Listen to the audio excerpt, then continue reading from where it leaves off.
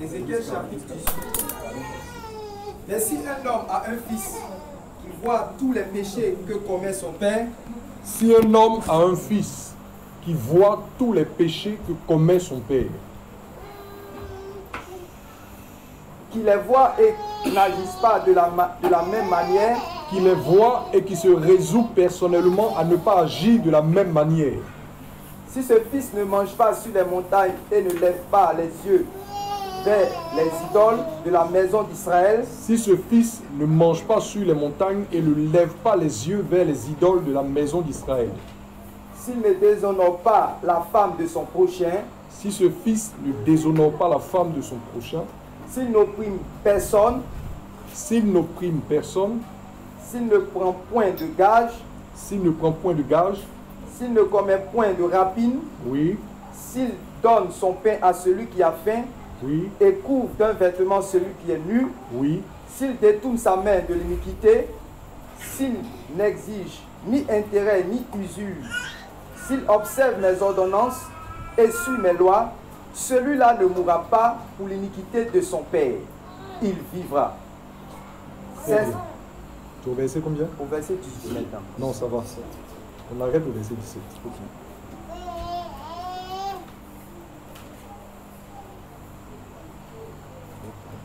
On va lire maintenant dans une version Semeur. Avant qu'on ne relise,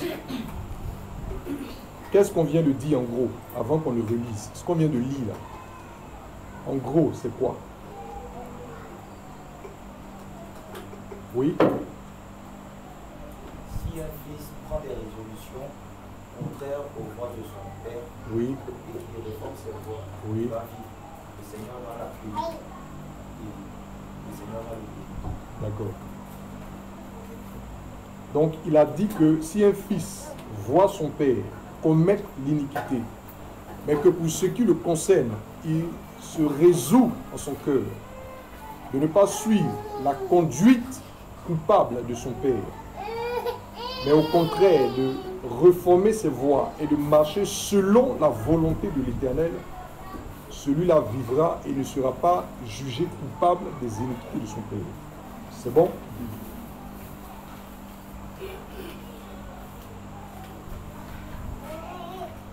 Maintenant, on a cité un ensemble de choses. Qui a suivi qu'on citait? Qui s'est rendu compte qu'on a cité un ensemble de choses qui doivent effectivement caractériser la vie de celui qui a résolu de reformer sa conduite? Parce que ce n'est pas juste une poésie. Quand on dit marcher en nouveauté de vie, ce n'est pas de la poésie. Ce ne sont pas des paroles en l'air. Ce n'est pas de la théorie. Ça consiste dans une façon de se conduire qui est pratique et qu'on peut retracer selon la parole de Dieu. C'est bon?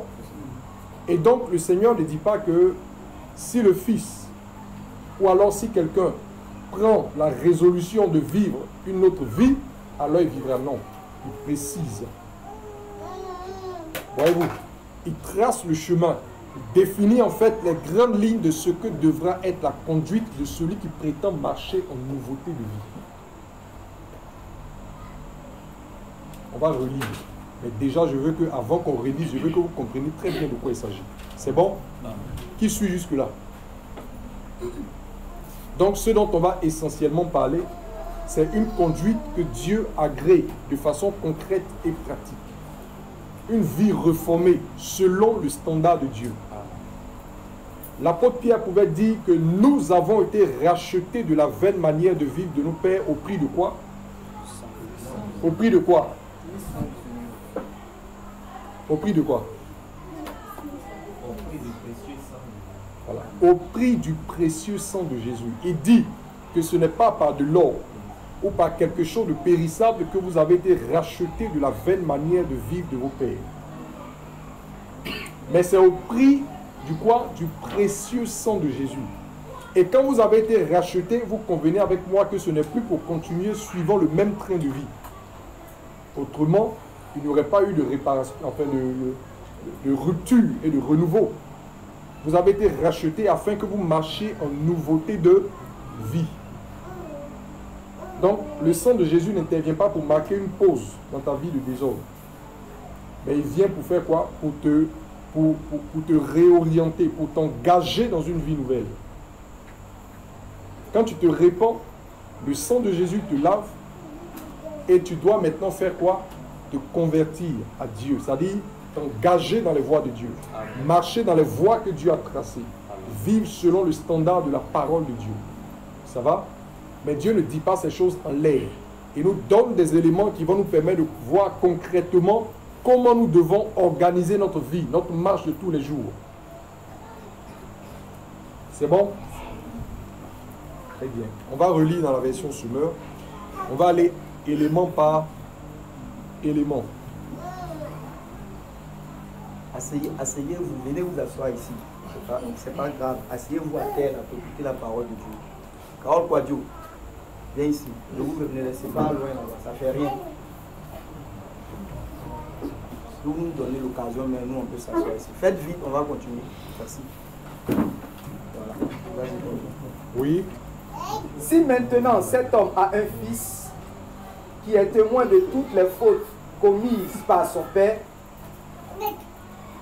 bien qu'il ait vu ses fautes, ce fils ne les a pas imitées. Très bien, donc c'est de ça qu'on a parlé tout à l'heure. C'est bon? Maintenant on va rentrer maintenant dans le détail. Dieu va nous donner des éléments, il va nous donner des indices pour que nous puissions discerner quelle est la vie qui lui plaît. Quel est son standard de vie pour un homme? C'est bon? Ce n'est pas les hommes qui définissent le standard de vie qu'ils voudraient avoir. Le monde définit son standard. Amen. Mais les fils de Dieu ont un standard qui est défini par le Père. Amen. Est-ce que vous comprenez? Ce n'est pas toi qui mènes la vie que tu veux pour la présenter à Dieu. Non. Tu es censé mener la vie que Dieu veut. Donc toi, tu t'alignes sur le standard de Dieu. C'est pourquoi la Bible parle de bonnes œuvres qui ont été préparées d'avance afin que nous les pratiquions. Donc on ne te demande pas d'inventer quelque chose pour séduire Dieu, pour taper dans l'œil de Dieu, mais de te conformer à ses principes et de t'aligner sur son standard en matière de conduite. C'est bon? C'est bon? Donc il ne te revient pas à toi d'inventer une vie qui plairait à Dieu. Dieu a déjà défini le genre de vie qui lui plaise. Toi, inscris-toi dedans. C'est bon? Bien. Oui? Il ne participe pas au repas de sacrifice sur les montagnes. Bien.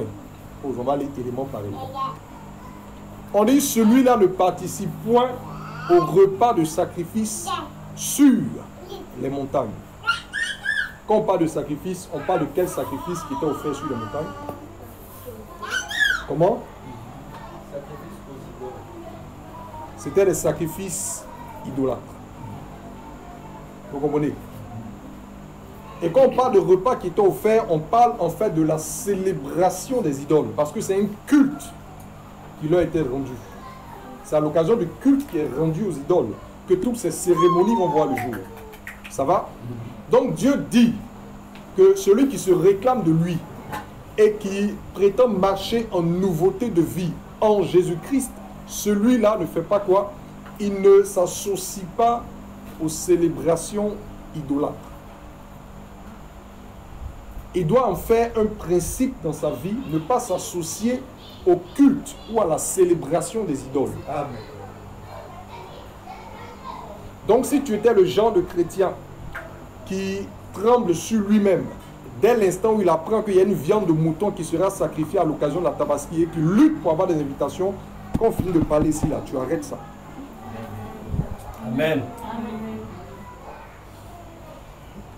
Non, tout est pur pour celui qui est pur. Tu ne comprends pas encore les Écritures, reste tranquille. Tu comprends ce qu'il dit?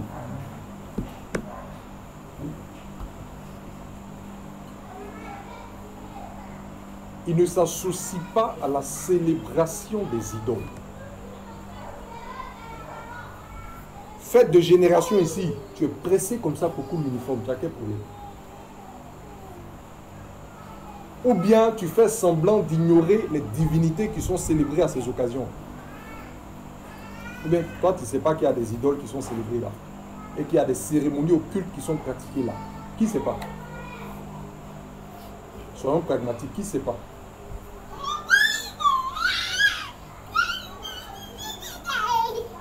Il ne s'associe pas à la célébration des idoles. ils ne participent pas aux cultes qui sont rendus aux idoles. Normalement, je suis à Abidjan, mais quand on demande d'envoyer nos cotisations au village pour aller faire tel rituel, bon, moi-même je ne vais pas, mais bon, pour nourrir la famille, j'envoie ma cotisation. Tu es un voyou. Il ne prend pas part. On n'a pas dit que c'est lui qui prépare la nourriture sur la montagne. On dit qu'il ne s'associe pas. Donc il y a ceux qui préparent et puis il y a les associés. On dit toi, il ne faut même pas être associé. Il faut avoir le courage de dire à ceux qui célèbrent les idoles que tu ne peux pas t'associer à leur pratique. Et si ça doit te valoir d'être déshérité par la famille, qu'il en soit ainsi, parce que l'héritage que tu vises n'est pas terrestre. Non, si je ne m'associe pas aux cérémonies là, quand ils vont partager les terres, ils ne vont pas me donner. Et après, c'est pour une terre que tu vis. Ou bien quand ils chantent, ma patrie est dans le ciel là, c'est une théorie. Si je ne m'associe pas à la fête, on ne va pas payer ma scolarité. Si c'est à cause de ça qu'on va arrêter de payer ta scolarité, que tu sois déscolarisé à la gloire de Dieu. Amen.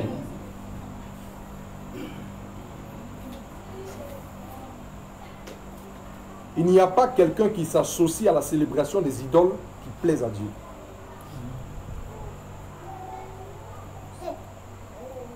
C'est pourquoi il dit ici, si ce fils-là résout en lui-même de ne pas se conduire, de ne pas marcher d'après les voies iniques de son père, mais s'engage à vivre tel que je le décris, c'est en celui-là que je prends plaisir et c'est celui-là qui vivra. Il ne sera pas jugé coupable des choses que les générations qui l'ont précédé ont accomplies. C'est bon? Quand les médias ou les réseaux suscitent des débats sur telle star, tu es toujours le premier à intervenir. Tu ne sais pas que ça aussi c'est une célébration des idoles. Parce que ce sont des idoles.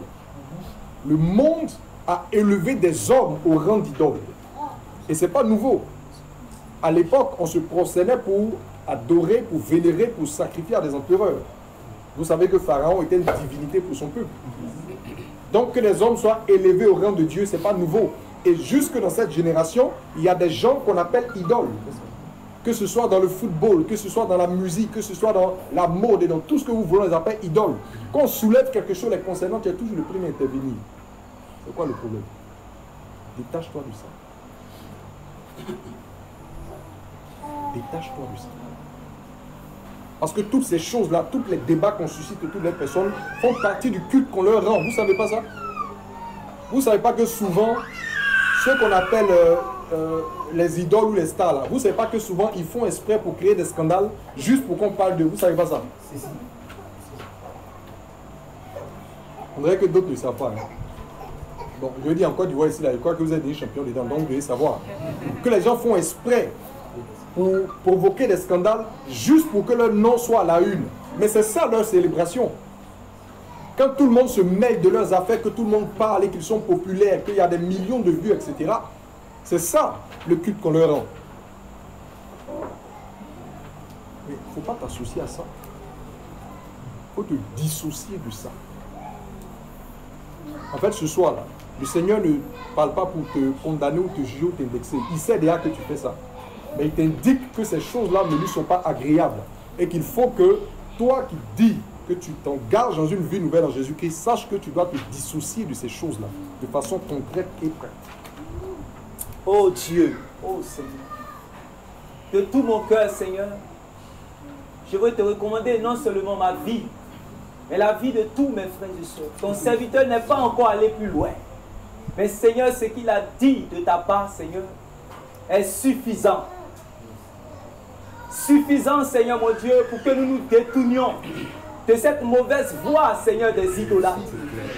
Aucun idolâtre n'a de part, Seigneur, dans le royaume de Dieu. Nous voulons hériter ce royaume. Nous ne voulons pas manquer à cet appel à la vie éternelle. Nous voulons renoncer à toute forme d'idolâtrie. Seigneur, même Seigneur dans leur état embryonnaire, si nous voyons que cela est un interdit, Donne-nous la force, Seigneur, de nous en détourner, de nous en détourner, Seigneur, de nous en détourner, Seigneur. Seigneur, moi-même, je me suis levé, Seigneur. Commence cela par moi, Seigneur. Que personne parmi nous ne soit un idolâtre, Seigneur. Seigneur, révèle-nous, Seigneur, mon Dieu, toutes choses, afin que nous ne soyons pas comptés parmi les idolâtres de la terre. Le sang de ton Fils a coulé, Seigneur, afin que nous soyons délivrés. Le sang de ton Fils n'a pas coulé en vain, Seigneur. Merci, Seigneur. Merci, Seigneur, de nous délivrer, Seigneur, de toute forme d'idolâtrie, Seigneur. Toute forme d'idolâtrie qui se trouve dans ce monde, des vaines idoles, des interdits, tout ce que, Seigneur, tout ce qui est abominable à tes yeux, Seigneur. Donne-nous de ne pas être trouvés encore dans ces choses, Seigneur. Au nom de ton Fils, le Seigneur Jésus-Christ. Amen. Amen. Merci, Seigneur. Tu regardes la télévision, on te dit que, enfin on ne te dit pas, tu vois, telle star a porté tel type de vêtements. Ça se répand dans les nations. Toi aussi, tu es en train de faire une lutte pour aller coudre le même design. Célébration des idoles. Tel a initié telle couleur, ce sera la couleur des vacances parce que tel artiste ou tel star, tel truc a porté. Tu es dedans, la couleur des vacances. Dissocie-toi du culte des idoles. Quand on dit qu'on est étranger sur la terre, là, étranger là, ce n'est pas en termes de papier. Est-ce que vous voyez? Voilà. Ce n'est pas en termes de sans-papiers sur la terre. Non, on a des papiers. On a des nationalités, on a des papiers. Quand on dit qu'on est étranger sur la terre, c'est étranger au système qui a cours dans ce monde. Donc, il ne faut pas que ce soit juste un verbe. Non, je suis étranger dans des champs. Non, vis comme un étranger sur la terre. Dissocie-toi du culte des idoles. Amen. Amen. On poursuit. Il ne porte pas ses regards sur les idoles de la communauté d'Israël. Il ne porte pas ses regards sur les idoles de la communauté d'Israël. Je veux que quelqu'un lise dans une autre version. La version française courant, je crois bien. Oui. Non, français. Attends, lui seconde dit quoi? Tu viens de lire quoi? Semeur, non. Lui seconde dit quoi? Il ne lève pas. Je veux que tu lises ici. Voilà, dans lui second on dit il ne lève pas les yeux.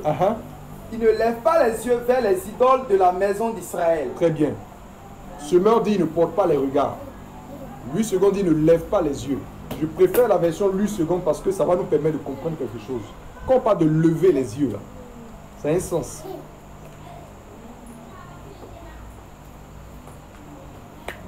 Le psaume 33 dit quoi? Psaume 33, non? Bien 133, pas que je me trompe. Je lève les yeux vers le psaume 33, non? 133 121, c'est 121. D'accord, merci. Il dit, je lève les yeux vers le doux là. C'est, il ne dit pas que, David ne dit pas qu'il lève les yeux vers les montagnes parce que le secours lui vient des montagnes. Il dit qu'il lève les yeux parce qu'il s'interroge pour savoir d'où lui viendra le secours. Autrement dit, on lève les yeux vers ce qui doit nous apporter le secours. Je vais vous expliquer. On dit il ne lève pas les yeux vers les idoles. Donc celui-là n'est pas au simple stade de s'associer à la célébration. S'associer à la célébration, c'est quelque chose que tu peux faire même par inattention ou par entraînement. Mais lever les yeux vers là, c'est rechercher du secours auprès d'eux. Est-ce que vous comprenez? La situation est difficile. Donc tu lèves les regards vers le loto parce que c'est de là-bas que tu espères la visitation. C'est de ça qu'on parle ici.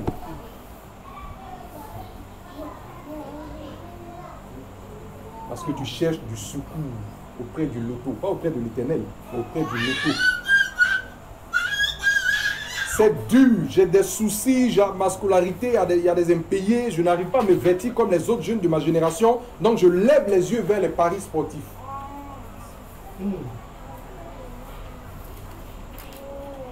C'est ça, non? Oh, c'est ça. Mais c'est pas ça.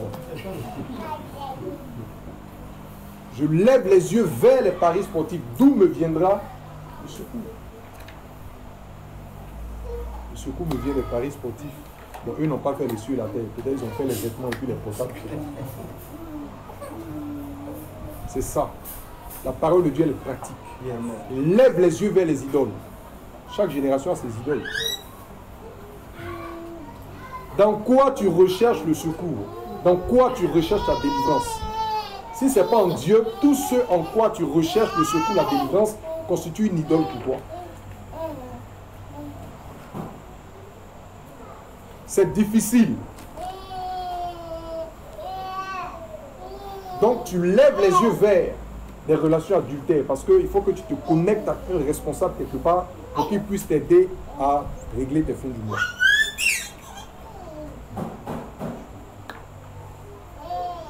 Ou alors un ami, une amie est venue te faire la proposition d'un business. Mais c'est clair et c'est évident que ce business-là est fondé sur la fraude. C'est évident que ce business-là repose sur la fraude.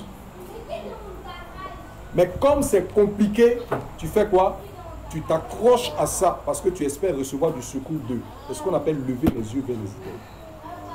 À chacun de voir quelle est l'idole vers laquelle il lève les yeux. Il ne faut pas croire qu'on parle seulement de statuettes.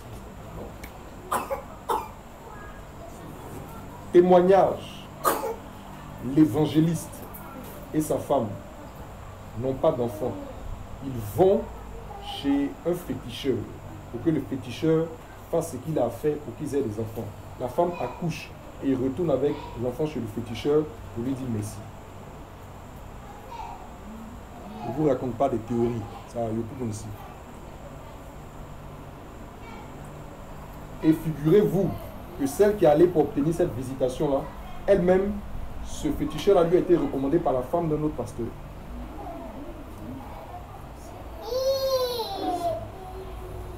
Lever les yeux vers les idoles, c'est ça.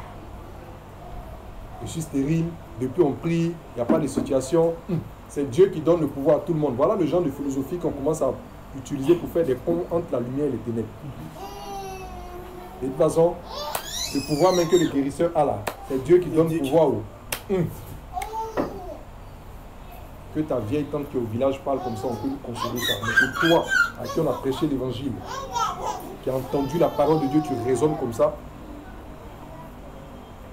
on comprend que c'est une philosophie de mauvaise foi que tu établis pour faire un pont entre la lumière et les ténèbres. Parce que tu veux lever les regards vers une idole donnée pour avoir d'elle du secours.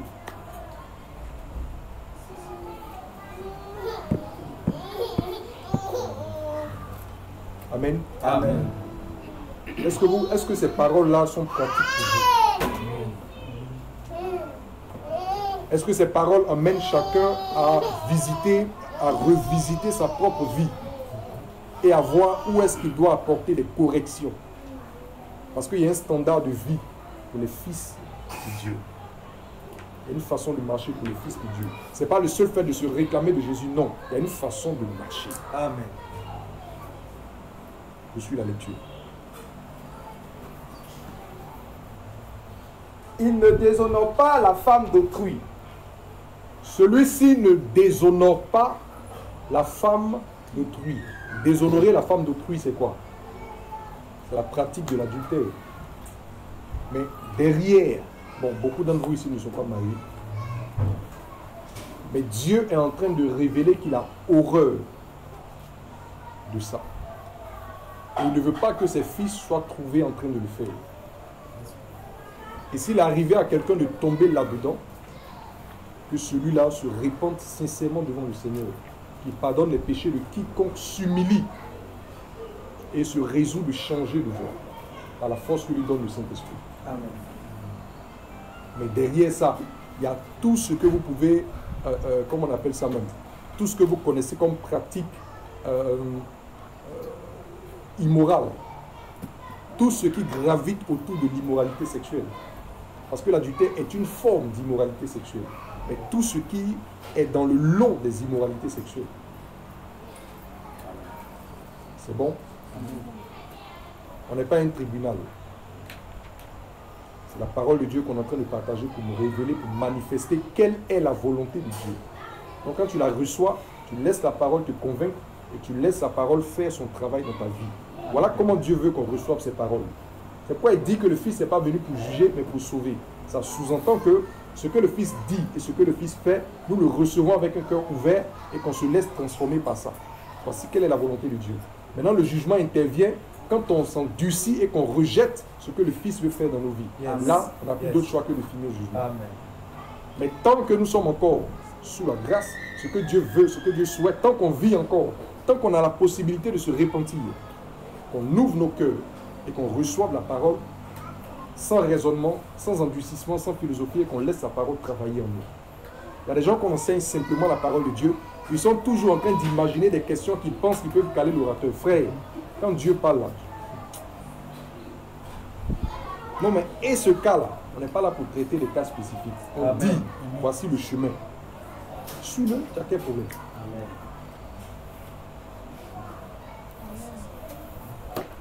C'est bon? Amen. On peut avancer?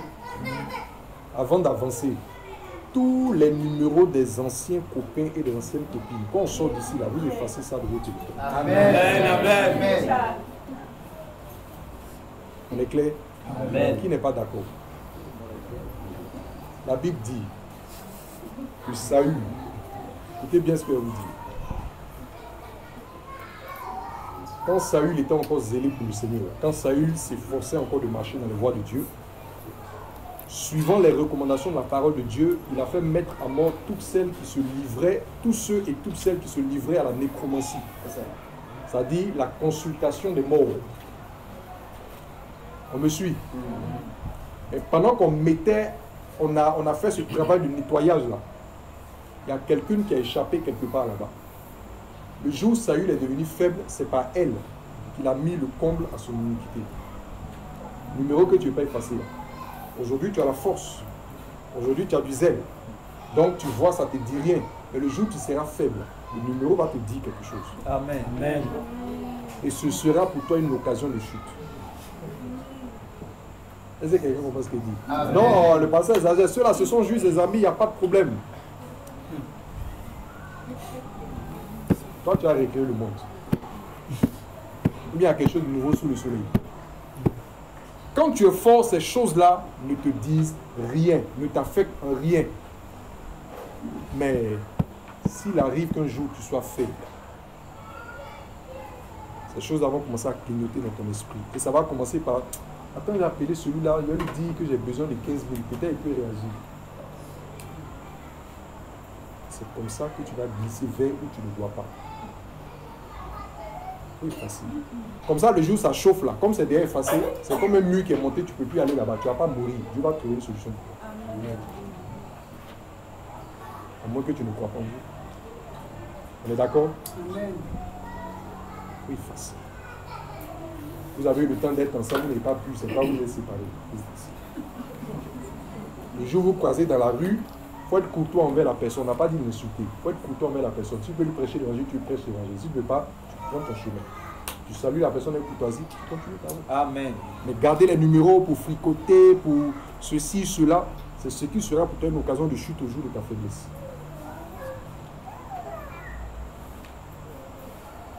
Next step. Prochain numéro. Il n'exploite personne, ne retient pas de gage. Il n'exploite personne. Qui peut m'aider? Exploiter quelqu'un, ça veut dire c'est quoi? Comment on exploite les gens? Non, si je maltraite mon enfant, est-ce que je l'exploite? C'est tirer profit. Oui. D'accord. Par exemple, vous avez une seule bien. Oui. Et en exploitant, je ne fais absolument rien. Maman, elle est censée m'aider. Moi, je fais ma part, elle fait sa part. Oui. Mais je ne fais rien, elle fait tout parce que je sais qu'elle est debout. Mais je la laisse tout faire. Et puis demain encore, je pense qu'elle va faire tout encore. Pendant que moi, je me fais. Bon, ça c'est un cas un peu spécifique qui a besoin qu'on définisse un certain nombre de choses à l'intérieur. Mais je veux... La définition que vous avez donnée est juste. Oui, tu veux donner un autre exemple? Vas-y. Oui, vas-y. Ah, écoutez ce qu'il va vous dire. Exploiter quelqu'un, c'est en fait aller au-delà de ce qui est recommandé à cette personne.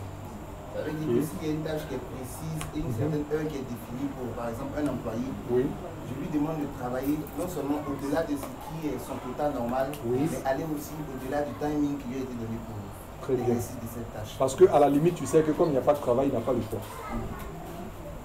Voyez-vous, exploiter quelque chose, c'est tirer profit de la chose. Et Dieu te dit, ne cherche pas à tirer profit de ton prochain. Comment?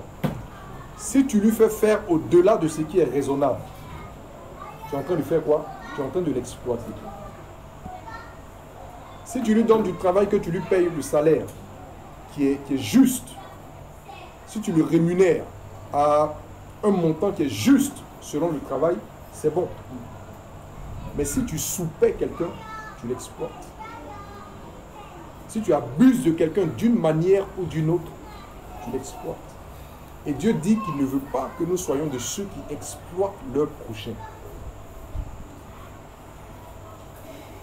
Quand il y a un travail de 10 000, tu sais bien que c'est un travail de 10 000, mais tu proposes de payer 2 000 francs aux gens. Pourquoi? Parce que tu sais que comme le taux de chômage est élevé, il y aura quelqu'un qui va accepter de travailler pour 2 000. Et tu crois que tu as fait une bonne affaire. Dieu dit que tu exploites ton prochain. Yes.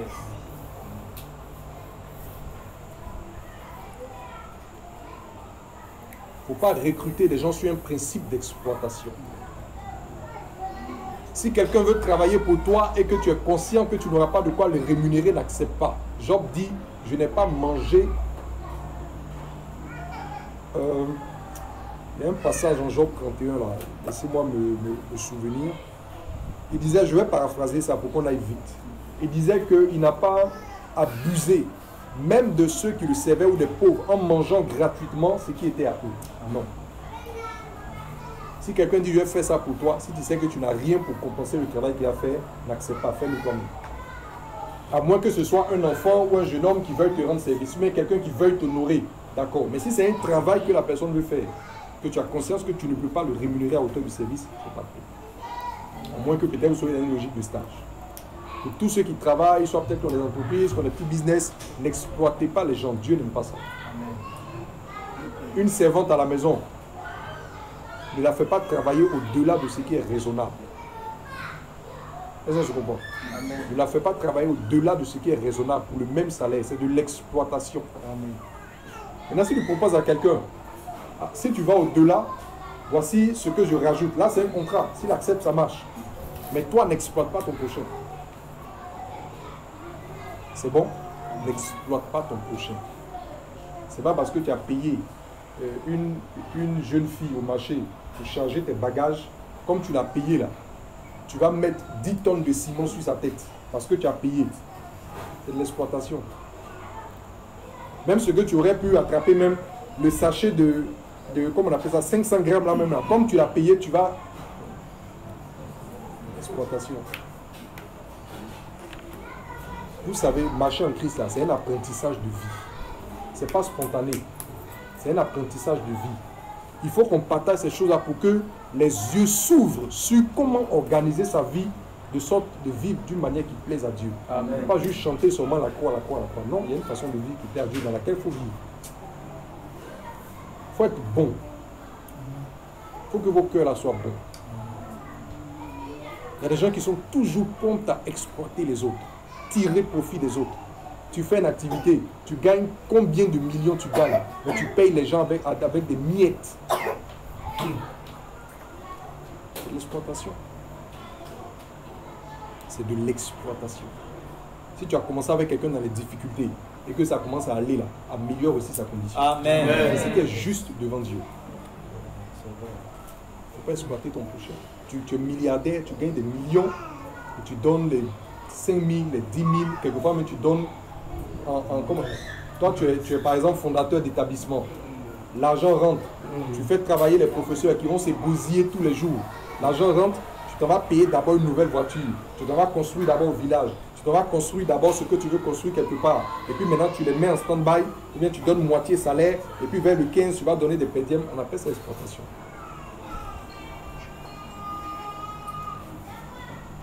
C'est bon? C'est bon? Peut-être que comme la plupart d'entre vous êtes jeunes, vous ne voyez pas cet aspect-là, vous ne voyez pas trop. Mais pendant qu'on est en train de semer cette parole dans vos cœurs, quand vous allez devenir des adultes pleins, quand vous serez des responsables, qui ont des gens sous l'autorité, souvenez-vous que vous ne devez pas exploiter votre prochain. C'est bon? Soyez bons et soyez équitables envers les gens. Soyez bons et soyez équitables envers les gens. C'est bon? Prochain élément. Il ne retient pas le gage, c'est ça? Il ne retient pas de gage. Il ne retient pas de gage. Les gages, vous savez ce que c'est? Les gages, c'est ce qu'on appelle dans notre jargon les garants. À quel moment on met un objet ou un bien qu'on donne comme garant, ou bien qu'on donne comme garantie d'un prêt? Parce que c'est quand il y a prêt qu'on donne une garantie. Si je veux t'emprunter quelque chose, je propose une garantie. La garantie là, c'est en fait au cas où je ne suis pas à mesure de rembourser ce que je t'ai emprunté, tu pourras saisir la garantie pour faire quoi? Pour te rembourser. On est d'accord? Donc c'est ça le principe du gage.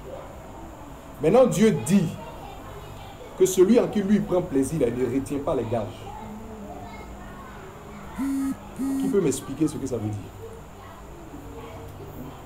Non, pas toi. Qui peut m'expliquer ce que ça veut dire? Oui? Parle un peu fort s'il te plaît. Quand c'est le domaine du téléphone, c'est quelque chose qui est beaucoup courant dans votre domaine. Il y a quelqu'un par exemple qui a besoin d'argent, de CD. Oui. Il vient te voir dans son téléphone. Oui. Voilà, il faut lui prêter de l'argent. Oui. Et il te donne un délai. Et si tu acceptes ce délai-là, passe, c'est bon que le dis. Ok. Voilà, ça peut. Beaucoup ont perdu leur téléphone dedans comme ça, beaucoup ont vendu leur téléphone. Très bien. Donc, vous voyez le principe du gage. En réalité, on va distinguer deux choses. Comme il a soulevé un cas pratique.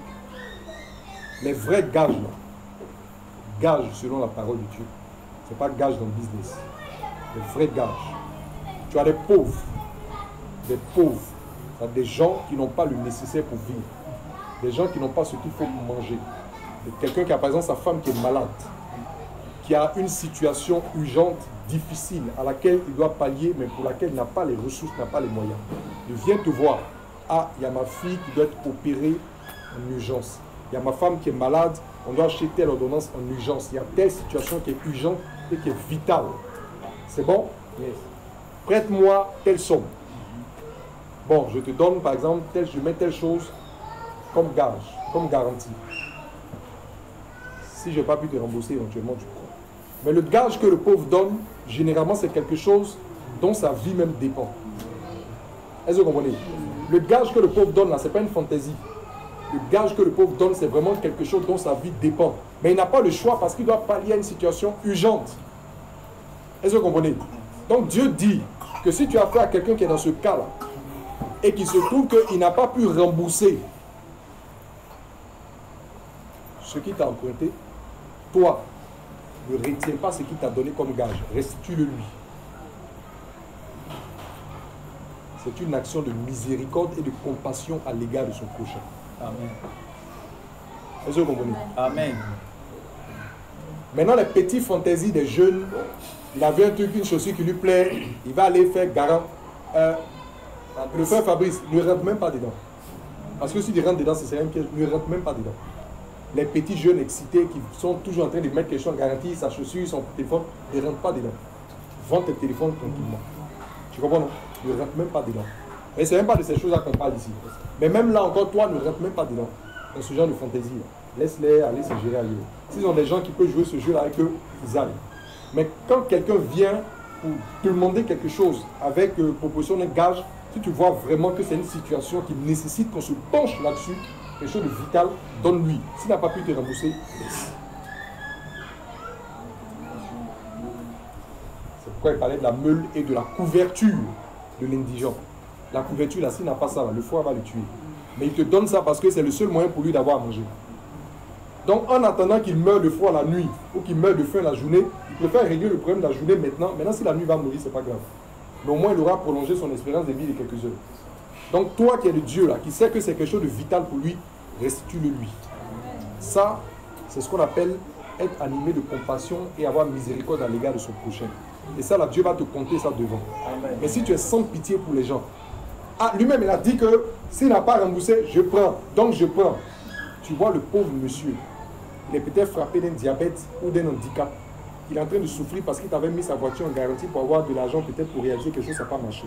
Tu le vois en train de souffrir sous le soleil. Et puis ça ne te dit rien. Parce que, on a mis ça en garage. Oh, tu n'as pas besoin de ça pour vivre. Mais tu bloques. Un cœur sans miséricorde. Dieu ne fait ça. Ceux qui marchent avec Jésus, là, ce n'est pas des gens qui revendiquent toujours leurs droits. C'est des gens qui cherchent toujours une occasion d'aimer leur prochain. Amen.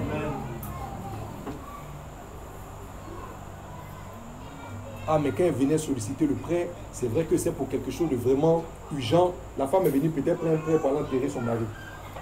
Parce qu'il n'y avait personne. Pas pour faire funéraire grandiose, mais ne serait-ce que pour payer ses clés, etc. N'ayant rien à garantir, elle a garanti sa maison. Et toi, l'individu véreux, tu rêves qu'elle ne puisse pas rembourser pour prendre sa maison. C'est un maudit devant Dieu.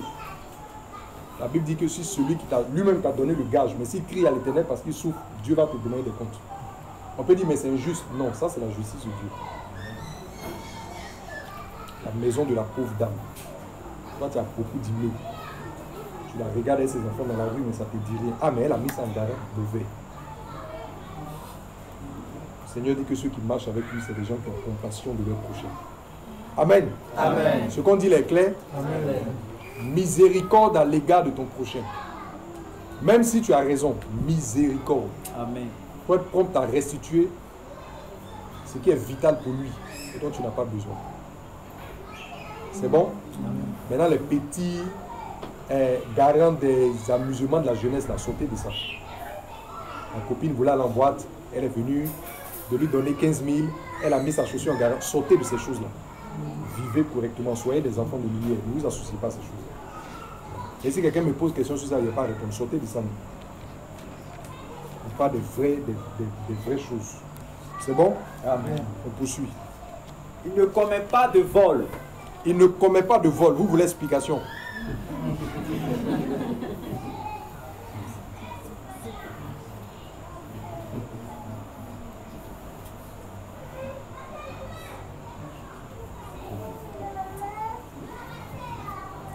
Il y a le pasteur Esmaël qui vient de me rappeler un cas de vol parce que j'étais à 2 doigts de passer. Vous savez que les voleurs, là, il y a ceux qui commettent directement l'acte de voler et puis il y a un autre groupe, comment on les appelle? Les receleurs. C'est-à-dire que ceux qui sont derrière le rideau mais qui récupèrent, à qui ça profite. Un portable de 200 000. Quelqu'un vient te vendre ça à 15 000. Et tu te réjouis. Comment ça peut coûter 15 000? Tu sais que c'est volé. Ou bien, tu ne sais pas. Tu ne sais pas. Un portable de 200 000. Tu vois l'individu, lui-même ne peut pas acheter un portable de 200 000. 2, il vient te proposer ça à 15 000. Tu sais que ce portable n'est pas lui. Mais tu fermes les yeux, tu achètes. À la limite, même, tu vas aller faire une action de grâce de ce que Dieu t'a permis d'avoir un portable moins cher. Oui, oui. Ça, c'est du recel. En temps normal, là, si la police prend le voleur, est-ce que toi, on peut te poursuivre ou pas? Si. Le policier a te posé quelques questions. Ça, c'est le portable de 12 000. C'est la question que le policier a te posée. Est-ce que ça, c'est un portable de 12 000? Est-ce que tu pourrais répondre quelque chose? Tu ne pourras rien répondre. Si tu es homme, tu as tété. Si tu es orgueilleux, tu as balbutié. Mais là, tu n'as même pas balbutié. Parce que c'est évident que tu t'es fait receleur. Et le receleur est un voleur. Aussi, le livre des Proverbes dit que celui qui dérobe les biens de ses parents et qui croit que parce que ce sont ses parents, ce n'est pas un vol, c'est un vol. Je n'avais pas préparé ce passage-là, mais c'est écrit dans le livre des Proverbes. Proverbes, vers les chapitres 27, vers les derniers chapitres. Donc, c'est l'argent de la vieille. Si c'est l'argent de la vieille, il faut lui demander. Si tu prends l'argent de la vieille à son insu, c'est du vol. C'est l'argent du vieux. Si il prend, ce n'est pas un problème. Comme c'est le vieux, c'est du vol. C'est bon? Je crois que vous devez être déjà sorti de ces choses-là, non? Voilà. Que Dieu nous aime. Mais le recel, là, pardon. Pardon. Le Seigneur dit que celui qui marche devant lui, comme quelqu'un qui lui fait plaisir, ne vole pas, ne recèle pas. Amen. Je suis la lecture. Mais il donne son pain à celui qui a faim et des vêtements à celui qui n'en a pas. Le fils qui plaît à Dieu donne ses vêtements, il partage ses vêtements avec celui qui n'a pas de vêtements. Quand Jean-Baptiste a prêché au Jourdain, il a dit quoi? On lui a dit, mais il a dit, ne vous contentez, enfin, ne vous bernez pas en disant que vous avez Abraham pour père. Car de ces pierres-là, Dieu peut susciter une descendance à Abraham. Mais vous, non seulement repentez-vous, mais encore pratiquez des œuvres dignes de la repentance. Les gens ne sont pas allés par 4 chemins pour lui demander, explique-nous concrètement les œuvres dignes de la repentance, c'est quoi? L'exemple que Jean-Baptiste a donné, un des exemples, c'est quoi? Que celui qui a 2 tuniques partage avec celui qui n'en a pas. C'est un exemple concret. Et c'est de ça qu'on est en train de parler ici. Est-ce que vous comprenez? Le discours de Dieu là, c'est invariable dans toutes les Écritures. C'est la même chose que Dieu dit depuis le commencement qu'à la fin. Est-ce que vous comprenez? Ils disent le fils qui lui plaît, c'est celui qui partage ses vêtements, mais pas seulement les vêtements, qui partage ses ressources, qui partage son pain. Il a parlé de pain avec celui qui n'en a pas. Il ne faut pas que ton cœur soit insensible devant la misère de ton prochain. Est-ce que vous voyez? Il faut commencer à cultiver ça. Il faut commencer à cultiver ton cœur, à être sensible devant la misère de ton prochain. Oui, il faut cultiver ton cœur à ça. Il faut cultiver ton cœur à ça.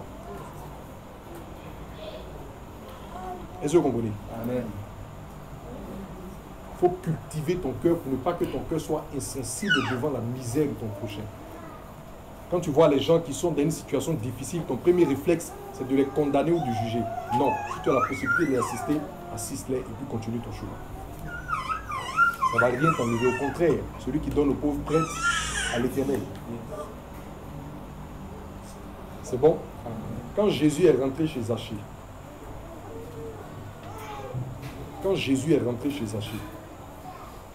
après avoir entendu la parole de Christ, Zachée a pris 2 résolutions. Lesquelles? Qui peut m'aider? Oui. Il a dit qu'il donnait la moitié de ses biens aux pauvres. Il dit, il donne quoi? Le fruit digne de la... Zachée n'est pas obligé de s'arrêter sur une montagne pour dire, je me répands. Mais dans le fruit qu'il porte là, Jésus sait que la repentance est passée là et il conclut maintenant le salut en dans cette maison. Amen. Et si j'ai stocké des gens, je vais leur restituer ce que j'ai stocké. Le fruit concret de la repentance. C'est par ça que Jésus dit, le salut est entré dans cette maison. Jésus ne dit pas ça comme une poésie, ce n'est pas une phrase en l'air. C'est à partir d'un constat.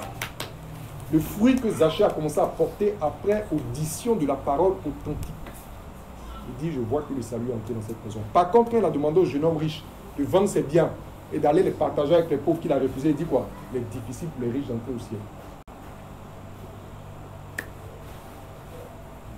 Est-ce que vous voyez? Il faut cultiver ton cœur pour qu'il soit sensible devant la misère de ton prochain.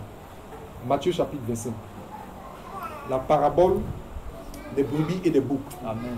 Je dirai aux uns, mettez-vous à ma droite, aux autres à gauche. Ceux de la gauche, retirez-vous de moi, car j'avais faim, vous ne m'avez pas donné à manger. J'avais soif, vous ne m'avez pas donné à boire. J'étais en prison, vous ne m'avez pas visité, etc. J'étais nu, vous ne m'avez pas revêtu. Là, est-ce que vous voyez qu'on parle de pornographie? Vous voyez qu'on parle d'adultère? Vous voyez qu'on parle de mensonge? On parle de quoi? De cœurs qui ont été insensibles devant la misère de leur prochain. Ça, c'est un critère pour disqualifier quelqu'un à l'état du royaume. Amen. Matthieu chapitre 25. Jésus ne parle pas en vain. Amen. Tu vis pour toi seul. Toujours en train de chercher à améliorer ta qualité de vie. Tu vas améliorer ça jusqu'où? Parce qu'il n'y a pas de plafond. Quand tu as une voiture de 5 millions, tu veux pour 10 millions. 10 millions, tu veux pour 20 millions. 20 millions, tu estimes que c'est pour 35 millions qui te ressemblent. 35 millions, il faut qu'on commande des voitures spéciales à 75 millions parce que c'est ça qui va montrer que Dieu t'a racheté. Insensé. la qualité de vie, on ne finit jamais de la soigner. C'est toi qui dois avoir l'intelligence de savoir que voici un niveau de vie qui est correct, qui est normal, au-delà duquel je ne suis pas censé aller, parce que ça ne me servira pas à grand-chose. Donc si je gagne plus, je vais utiliser ça au contraire pour investir dans les affaires du royaume ou pour assister des gens qui ont des besoins. Amen. John Wesley. On parle de choses pratiques. On n'est pas en train de faire plaisir. John Wesley avait un salaire. Quand il a commencé à enseigner à l'université d'Oxford, il avait un salaire. Ce salaire-là, il a évalué ses besoins légitimes. Il a évalué, ça valait un certain montant, et le surplus, là, il prenait ça pour assister ceux qui étaient démunis. Quand il a eu une augmentation du salaire, il n'a pas augmenté son train de vie. Il a augmenté la cagnotte pour assister les pauvres. Il a connu comme ça 3 augmentations, et tout ce qu'on a ajouté en surplus n'a pas fait varier son train de vie. Parce qu'il avait déjà établi ce qui était nécessaire pour lui. Mais si tu ne fixes pas ce qui est nécessaire pour toi, quand tu auras 7 costumes, tu voudras 15. Quand tu auras 15, tu estimeras qu'à chaque cérémonie, il te faut un nouveau costume. Et après, tu estimeras qu'il te faut des costumes de tissu importés spécialement d'Italie. Parce que les costumes sont vendus sur le marché ne suffisent plus. Mais si tu ne te mets pas une limite, tu ne t'arrêteras pas. Et si tu ne t'arrêtes pas dans l'amélioration de ta qualité de vie, tu n'auras jamais rien pour assister les pauvres. Même une femme qui va venir te présenter une simple ordonnance de paludisme, tu ne pourras pas l'assister. Pourquoi? Parce que tu as résolu qu'à la fin de l'année, il faut qu'il y ait tel nombre de millions sur ton compte. Donc tu ne peux pas donner 5 000 à quelqu'un pour aller payer une ordonnance. Toi aussi, tu dis que ton cœur a été régénéré. Aïe.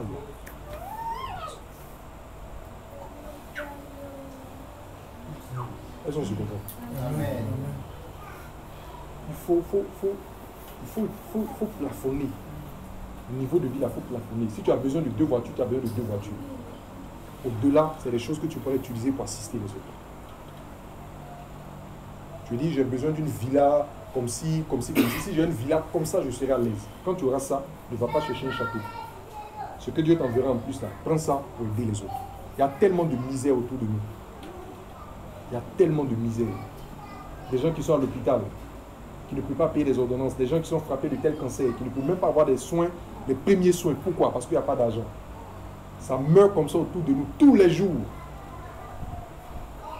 Tu as un portable de 100 000. Il y a toutes les fonctions dedans. Tout ce qu'on peut, toutes les fonctions classiques là, il y a ça. Mais tu as appris qu'il y a un tout dernier, qu'il y a une fonction où quand tu es ici, tu peux voir ce qui se passe en Chine. Tu sais bien que si tu as le téléphone là, la fonction là n'est même pas active dans le pays où tu es. Mais tu payes ça pour la fonction. Ça, on appelle ça comme. Non, il faut que les gens voient que j'ai ça. Comme ça, ils vont me respecter. Toi, tu es monté. Donc, le respect que tu vas attirer sur ta personne dépend encore des gadgets que tu possèdes. Le respect dont tu respectes ne doit pas dépendre des gadgets que tu as, mais qui tu es. C'est bon? Il faut qu'on te respecte pour qui tu es. Et si qui tu es, que tu présentes ne suffit pas, mais que celui qui ne veut pas te respecter ne te respecte pas. Mais le genre de respect hypocrite qui consiste à multiplier, à s'entourer de tous les gadgets pour forcer le respect des gens, c'est de l'hypocrisie. Parce que ceux-là dont tu forces le respect là, c'est eux qui vont te piétiner le jour où ces choses-là vont te manquer. Après, non, quand on a l'argent, on a beaucoup d'amis, mais quand on est pauvre, comment tu te fais les amitiés là? N'es-tu pas par hasard le premier à avoir abandonné tes amis de jeunesse pour t'attacher à des gens qui ne respectent que sur la base de ce que tu as? Bien réfléchi. C'est bon? Amen.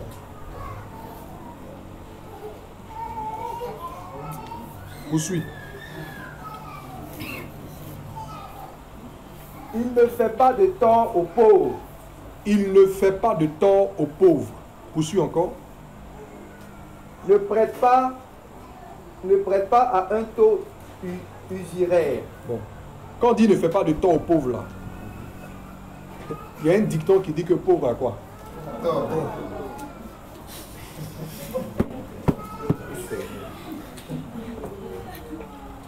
Quand on dit qu'il ne fait pas du tort aux pauvres, ça veut dire qu'il n'écrase pas le pauvre dans son droit. C'est ça qu'on appelle ne pas faire du tort aux pauvres. Ça veut dire qu'il n'écrase pas le pauvre dans son droit, puisque le pauvre n'a pas la capacité de se défendre. Est-ce que vous comprenez? Donc le Seigneur dit, n'exploite pas le fait que le pauvre n'a pas la capacité de se défendre là pour le frustrer de son droit. C'est ce qu'on appelle faire du tort au pauvre. Frustrer quelqu'un de son droit parce qu'il n'a pas la capacité. Il y a un litige, par exemple. Moi, je suis riche. Toi, tu n'as rien. Même si on envoie ça au tribunal, moi, je donne un peu aux avocats. Toi, tu n'as pas les moyens. l'affaire va arriver quelque part, personne n'a fait du tort au pauvre. Le pauvre n'a pas les moyens de se défendre. Est-ce que vous comprenez? Dans les sociétés, là, le pauvre est faible. Et Dieu dit, c'est pas parce qu'il est faible que tu vas l'écraser. Il faut respecter son droit. Et si quelque chose lui revient, même si tu as le pouvoir de t'en accaparer, cède-le lui parce que ça lui revient. Quelqu'un a grouillé pour avoir un petit terrain quelque part. Ou bien son vieux père qui est décédé là, le seul petit héritage qu'il lui a laissé, c'est le terrain qui est bien situé au bord de la route là. Comme tu as l'argent, tu passes derrière. Tu vas corrompre au cadastre. Tu vas corrompre le voisinage. Tu vas corrompre au niveau de la justice pour récupérer le terrain de force. Et puis tu es content parce que tes biens t'ont permis d'avoir le terrain que tu désirais, que tu convoitais, en méprisant le droit du pauvre.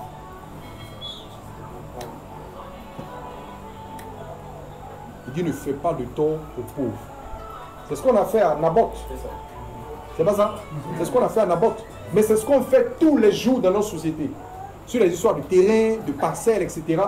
Une fois que quelqu'un a les moyens, il écrase les faibles. Je sais que c'est telle pauvre dame qui a droit à telle chose. Mais comme je suis plus fort, je vais emprunter des voies détournées, passer derrière, corrompre qui de droit, pour qu'en dernière minute, on spolie la dame. Est-ce que c'est bien? C'est la femme qui a l'espace là pour vendre. Toi, tu veux que ta femme aussi fasse ce commerce là, parce que c'est bien placé. Mais c'est elle qui a commencé là, en premier, depuis au moins 15 ans avant là. Tu convoites la place pour ta femme, parce que là c'est un carrefour. Tu vas aller manœuvrer la mairie, manigancer, jusqu'à venir l'enlever pour mettre ta femme. Et vous allez aller rendre témoignage à l'église, Dieu m'a donné une place. Regarde comment les gens disent. Il ne fait pas du tort au pauvre. Si c'est son droit d'avoir quelque chose, cède-le lui. Si c'est son droit de prendre la parole pour dire quelque chose, de faire valoir quelque chose, cède-le lui. Si on dit il reste une place dans l'école, à l'école là-bas, on dit non, la classe de CP, on met la classe de temps, il reste une seule place. Et le pauvre est venu avant toi pour inscrire son fils là, laisse-le, c'est le droit de son fils. Il ne faut pas te sortir pour aller passer un coup de fil au maître, pourquoi on refuse l'inscription à l'autre pour mettre ton fils. Non, il ne faut pas faire du tort au pauvre. N'écrase pas les faibles. Quand on écrase sur les faibles sur son chemin, on finit mal. Il n'y a pas quelqu'un qui a écrasé les faibles sur son parcours qui va hériter le royaume, ça n'existe pas.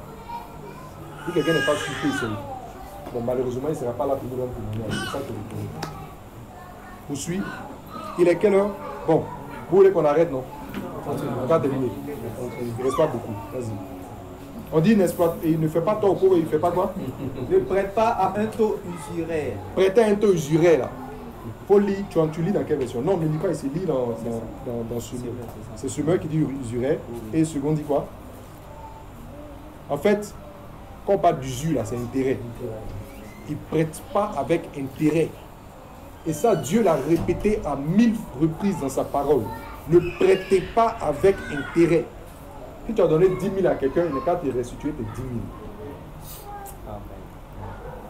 Si c'est une banque, c'est un autre cas. Écoutez-moi bien. Les banques, là, ce sont des institutions anonymes. Donc, eux, les banques sont régies par des mécanismes financiers. C'est différent d'un individu qui prête à son prochain pour l'assister par compassion.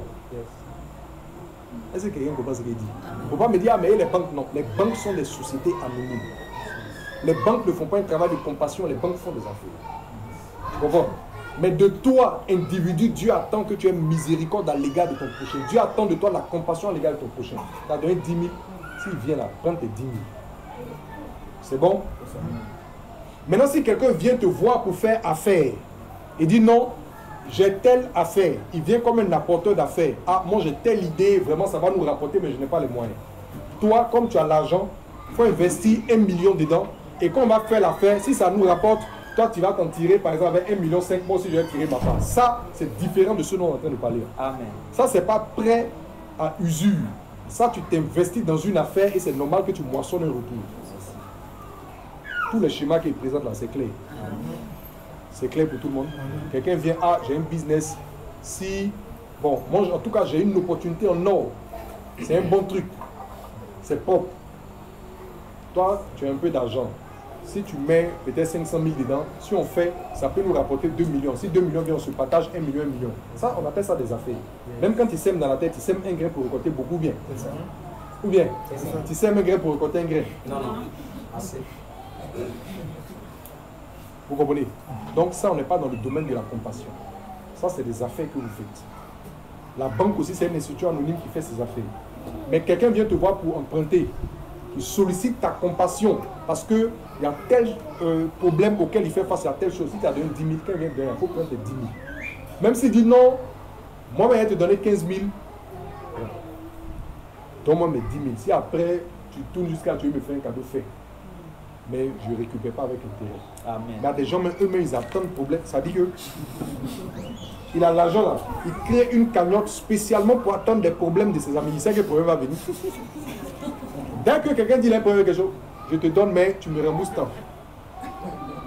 Je te donne, mais tu me rembourses tant. Si tu fais ça, ça c'est les temps d'ignorance. Ah, on dit blacky.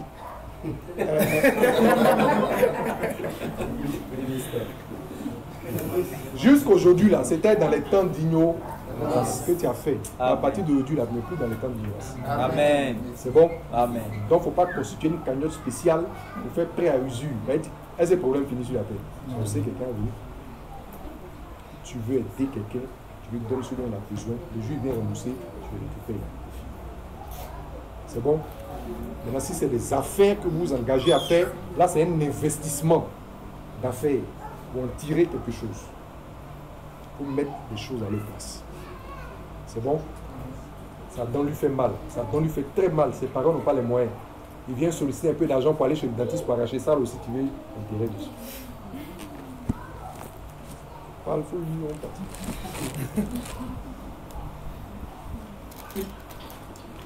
Il applique mes lois et vit selon mes commandements. Il applique mes lois, donc on a la fin. Donc Dieu donne, vous voyez que tout ce qu'on a dit là, ce sont des éléments concrets de la vie de tous les jours. Amen. Donc on parle de nouveauté de vie, Yes. réformer vos voies, marcher dans les voies du Seigneur. Ce n'est pas de la théorie, ce n'est pas de la poésie, c'est des choses pratiques dans notre vie de tous les jours. Lundi, mardi, tout ce qu'on a dit là, on fait ça au culte de dimanche. C'est dans la vie de dehors, on fait ça. Et c'est là-bas que Dieu regarde le fruit que tu portes. Toute arbre qui ne porte pas du bon fruit, c'est là quoi. Le bon fruit là, c'est quoi? Voilà ça.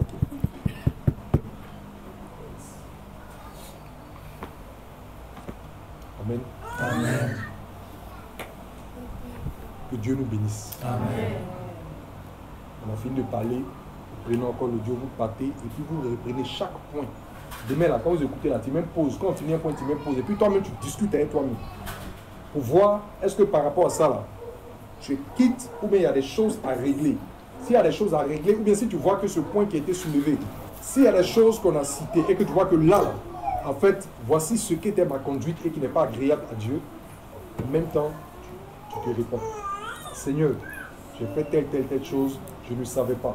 Ou bien, peut-être que l'esprit essayait d'attirer mon attention dessus, mais par négligence, je n'ai pas pensé que ça pouvait véritablement mettre à mal ma relation avec toi. Mais maintenant, j'ai compris à la lumière de ta parole qu'une vie véritablement réformée, une vie qui est selon toi, là, voici les éléments qui sont la voie de l'Éternel. Donc, je me répands de ça, je prie que tu me pardonnes et je me résous maintenant à ne plus faire ceci, à ne plus faire ça. Aide-moi à le faire.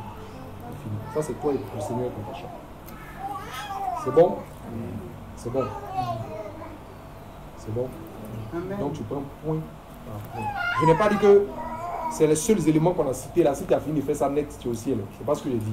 Ce sont des indices que Dieu nous donne. Vous savez, quand vous voyez les lampadaires sur les routes là, les lampadaires n'éclairent pas chaque centimètre du bitume. Les lampadaires sont positionnés à des endroits précis pour te donner en fait le tracé global de la route. Est-ce que vous voyez? Voilà, donc là, on est en train de poser des balises pour que tu vois quelle est la voie de l'Éternel. Sinon, il y a d'autres choses encore. Mais ça, c'est des éléments qui te permettent de voir que ici, là, c'est un garde-fou, on ne descend pas. Ici, on ne descend pas. Ouais, non. Que Dieu nous bénisse.